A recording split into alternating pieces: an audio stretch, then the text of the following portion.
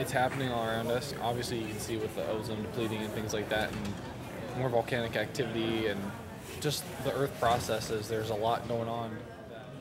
The climate is changing, and it's changing pretty rapidly. We've got this sort of blanket of gases around the planet, and solar radiation hits the planet, and there's some really nasty stuff in that radiation which would kill us probably in a second, but it gets filtered out through this atmosphere blanket of gases, and it hits the Earth, and then some of this radiates back to space in the form of heat.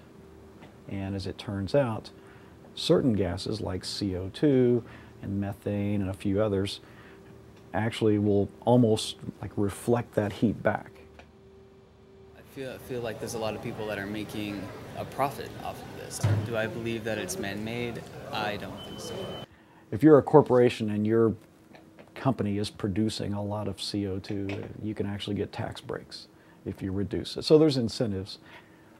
Are people doing this? I think some people might try to be a little less wasteful. I think that's great. I think the intentions, aren't the true intentions, but I think that's great. Stuff that our government is trying to enforce is really helping, I think. I don't have any doubt that it's happening. We can just tell by mere observation that the planet is heating up. From the evidence that I've seen, I think, over the past, I think we should credit more of the changes to sunspots. A lot of people are like, well, polar ice caps are melting.